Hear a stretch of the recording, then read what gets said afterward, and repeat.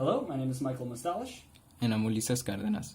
And welcome to a walkthrough of our Restaurant Advisor application, which we designed for the Data Structures course taught by Dr. Brylow at Marquette University. For this presentation, we'll be going through the typical experience a user would have while utilizing this app.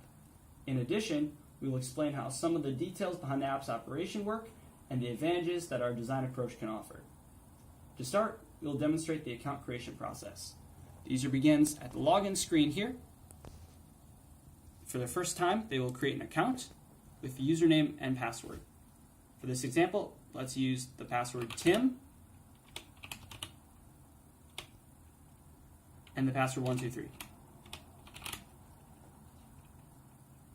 Changing one of these fields will result in an error message. But if your credentials are input correctly, you can create an account and be redirected back to the login page. Entering the newly created credentials and clicking the login button results in the home page of our app being displayed. On this home page, users can filter out restaurants by name, cuisine, and dining using the search bar. By clicking on a restaurant image, the user is brought to a page which is populated with information from that specific restaurant, as well as the most recent reviews for that restaurant. To write a review, users can click the Write a Review button at the bottom of the restaurant page or at the bottom of the home page.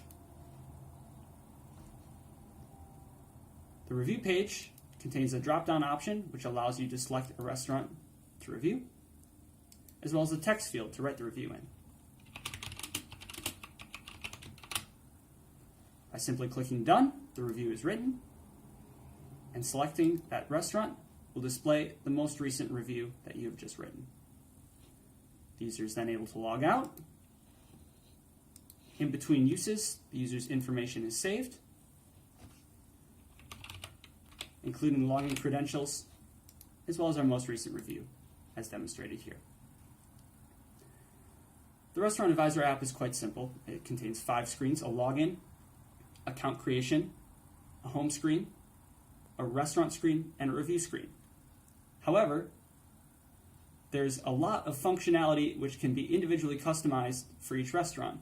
This is done through a combination of object-oriented programming, file reading, and clever use of arrays. This file here contains restaurant information.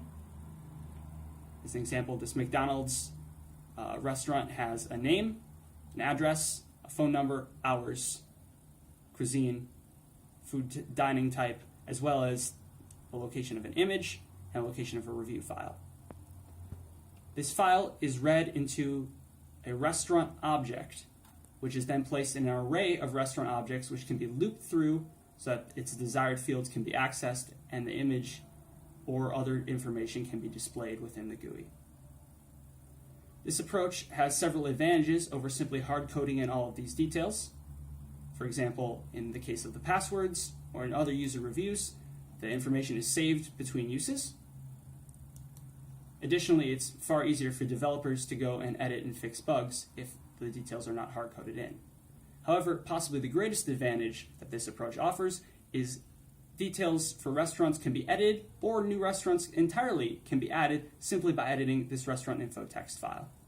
To demonstrate, I will take the information for this Taco Bell restaurant here, add it to our restaurant info file. Then after saving and reopening our GUI, you'll notice that a new restaurant has appeared in the bottom of the grid, the Taco Bell restaurant, which we just added, along with a unique restaurant page filled with its information. This concludes our walkthrough. Thank you very much for listening and paying attention. It was definitely a very challenging project, but absolutely worth it. Until next time, take care.